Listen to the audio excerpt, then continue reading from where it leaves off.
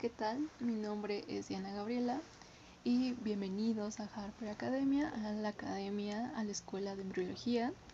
Y bueno, el día de hoy vamos a ver lo que es la segunda semana del desarrollo embrionario. Aquí en esta partecita yo les dejo mis redes sociales para que puedan seguirme. Ahora, ¿qué veremos hoy? Bueno, vamos a ver lo que es la implantación y la blastulación, que son temas de mucha importancia, ¿no?, dentro de la embriología. Comenzando con la implantación, vamos a ver primero, antes que nada, la importancia que tiene la zona pelúcida, ¿ok? Recordemos que después de la fecundación tenemos al cigoto.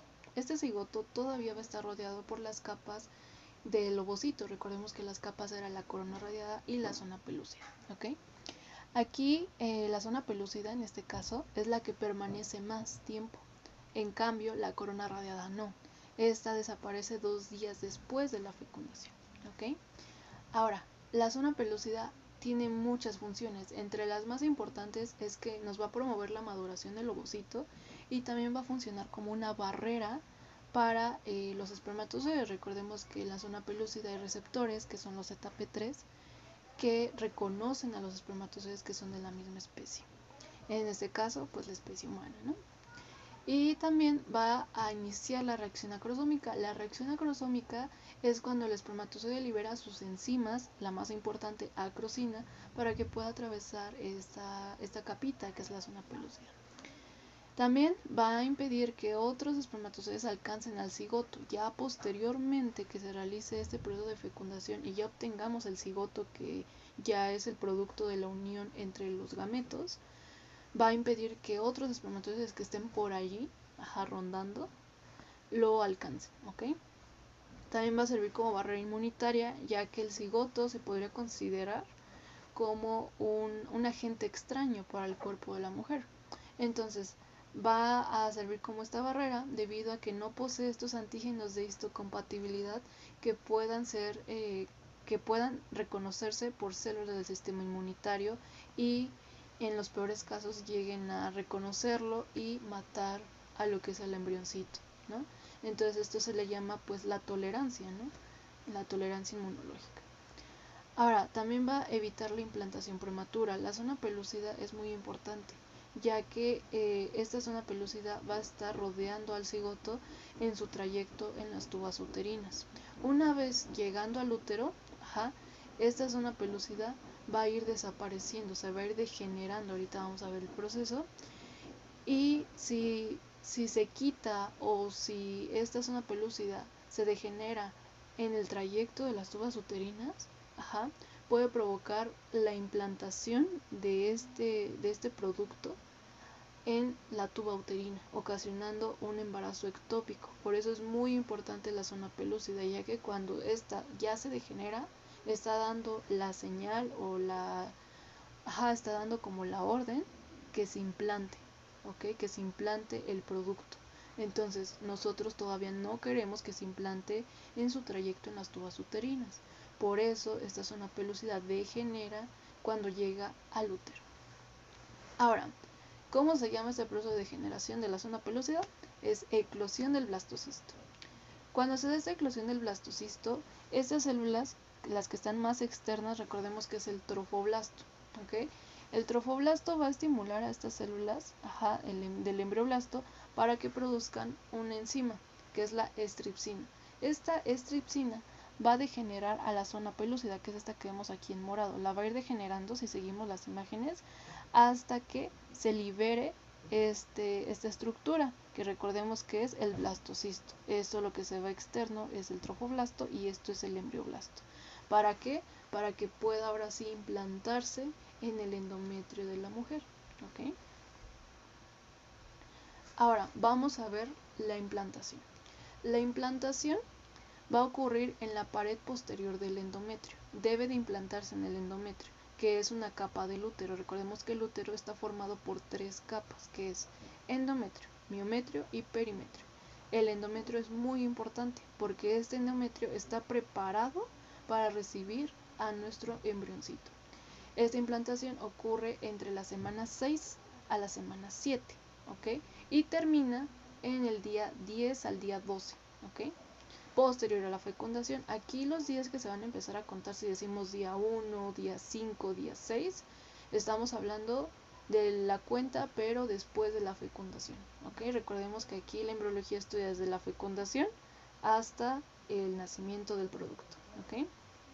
Ahora, vamos a ver que hay una transición entre el blastocisto temprano y un blastocisto tardío. Y aquí, ¿qué hay de diferencia? Meramente es la maduración. Ya de un blastocisto tardío ya estamos hablando de un blastocisto ya más maduro, más desarrollado para poder implantarse en el endometrio. ¿Ok? Ahora, el trofoblasto, que son estas celulitas que vemos aquí como en verde. Estas células que se ven como en verde van a empezar a proliferar y van a dar origen a unas capas. Una de ellas es el citotrofoblasto.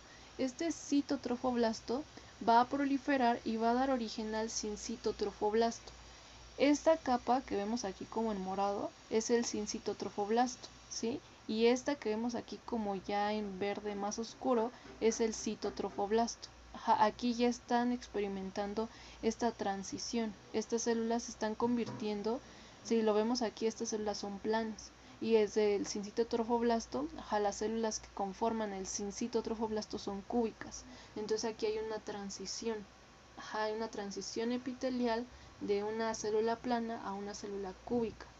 Y después este sincitotrofoblasto va a dar origen al sincitotrofoblasto, que el sincitotrofoblasto no tiene una forma, es multinucleado, es decir, que tiene muchos núcleos. Estos puntitos que vemos así como en morado son núcleos. Es multinucleado y es amorfo, es decir, que no tiene una forma como lo tiene el sincitotrofoblasto, el citotrofoblasto.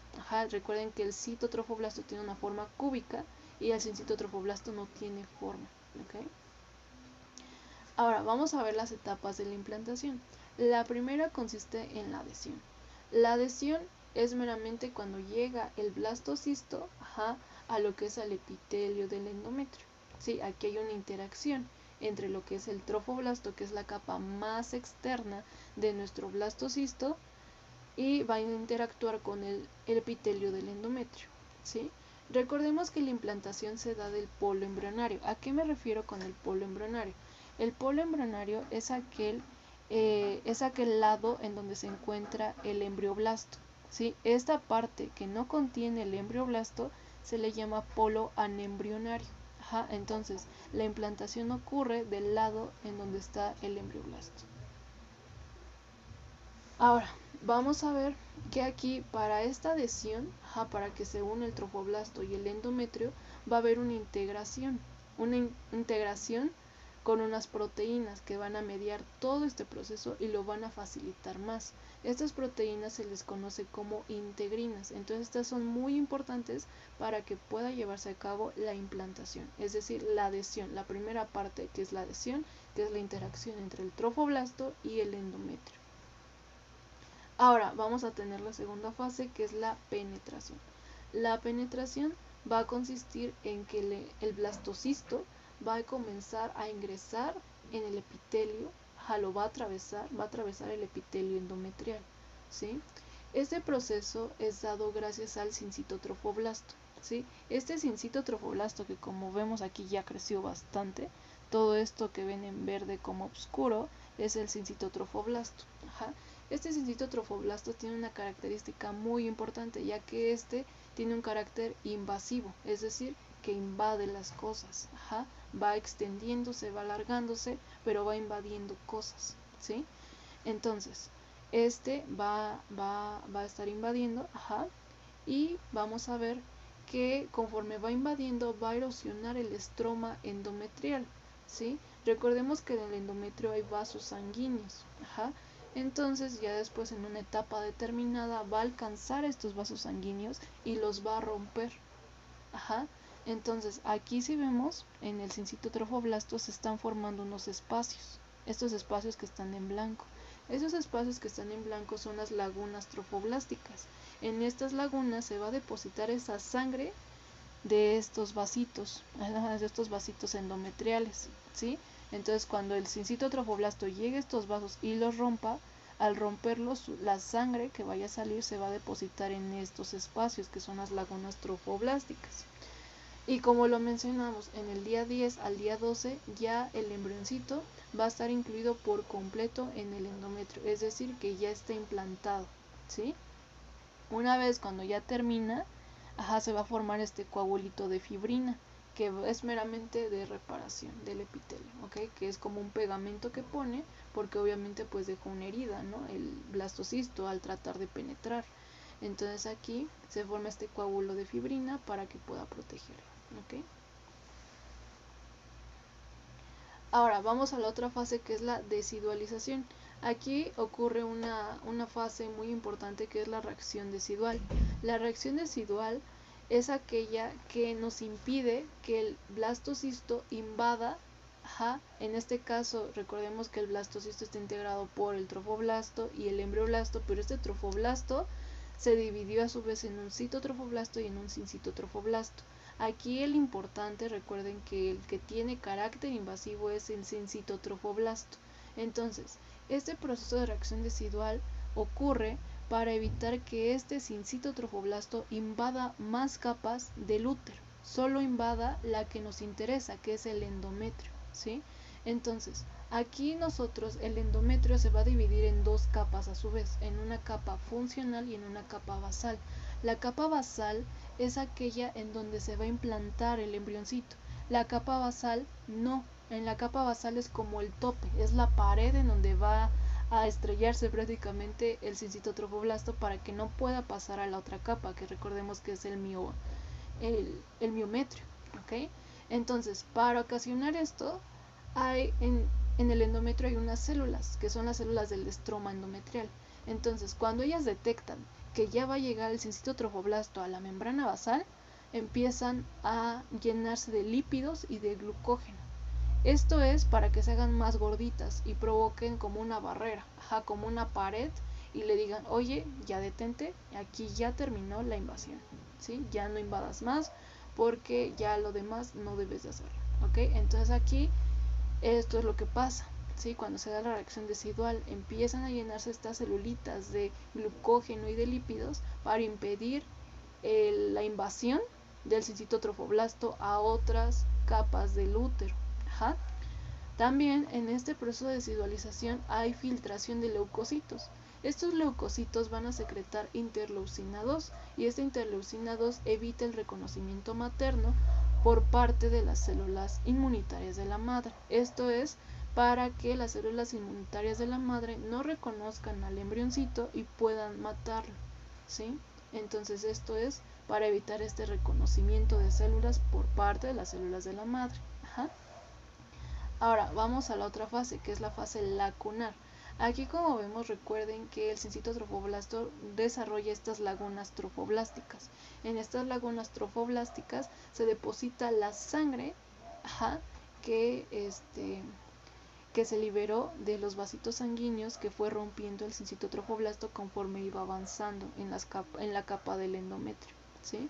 Entonces, cuando ya se deposita aquí, como vemos, ya se depositó la sangre, aquí forman una estructura muy importante, que es la circulación primitiva. Aquí ahorita todavía no está desarrollada la placenta. Recuerden que la placenta nos ayuda en la circulación fetal, pero en este caso apenas está desarrollando. Entonces, como necesitamos nutrientes para el desarrollo del embrioncito, tiene que haber sangre, tiene que haber un medio donde pueda circular la sangre, donde le lleguen los nutrientes necesarios, oxígeno, etcétera, al embrión. Entonces ahorita se desarrolla esta circulación primitiva, que va a ser temporal, y entonces esta va a ser por difusión simple, es decir, así nada más atravesando la membranita, ¿sí? Ahora, por último, vamos a pasar al tema de blastulación. Aquí en la blastulación se da al mismo tiempo que la implantación. Mientras se está implantando, ocurre la blastulación. Sin embargo, los procesos se explican por separado para no confundir, ¿ok? Pero aquí su finalidad es formar. Aquí recordemos que tenemos al embrioblasto, y este embrioblasto se va a diferenciar en dos capas embrionarias, que es el epiblasto y el hipoblasto, ¿ok? Entonces, si nosotros seguimos la imagen, tenemos aquí el embrioblasto. Este embrioblasto se va a dividir en un epiblasto y en un hipoblasto. Este epiblasto va a crecer, sus celulitas van a proliferar y van a realizar un movimiento de cavitación. Como lo vimos en los videos introductorios, vemos que este movimiento de cavitación es para formar una cavidad. Esta cavidad que se forma es la cavidad amniótica. Esa cavidad amniótica, ¿sí?, va a ser en donde se va a depositar el líquido amniótico, que es muy importante para la maduración de los pulmones, la protección del feto frente a traumatismos, brinda temperatura, etcétera, ¿ok? También por parte del hipoblasto, que es esta capa amarilla que vemos aquí, también hay una proliferación de células. Esta proliferación de células da lugar a lo que es el saco primitivo. Ahorita es el saco primitivo primario, ahorita explicamos cómo se vuelve un saco primitivo definitivo. Ahora, vamos a ver aquí que las células que integran aquí a lo largo, a estas células se le conoce como el endodermo extraembrionario. Y estas celulitas que realizaron este movimiento de cavitación para formar la cavidad amniótica, se les llama amniocitos, ¿sí? Entonces, aquí en el endodermo extraembrionario va a haber unas células que se van a diferenciar, se van a volver mesenquimatosas, y una célula mesenquimatosa es aquella que va a formar cualquier cosa, puede formar hueso, puede formar músculo, puede formar cartílago, lo que sea, ¿ok? Entonces, va a haber unas células mesenquimatosas. Estas células mesenquimatosas van a empezar a crecer, van a empezar a rellenar esta parte que vemos aquí en rojo, ¿ok? Esta parte es el primordio del mesodermo extraembrionario. Posteriormente se van a generar estas vacuolas, que son centros de apoptosis, va a haber apoptosis celular y finalmente va a quedar así, va a quedar así. Este espacio que se ve en blanco es el celoma extraembrionario, que es muy importante, ¿ok? Posteriormente vamos a explicar cuál es la importancia de este celoma extraembrionario en lo que es en la formación de cavidades, etcétera, ¿ok? Y aquí, si notamos, hay un espacio que no es apoptoso.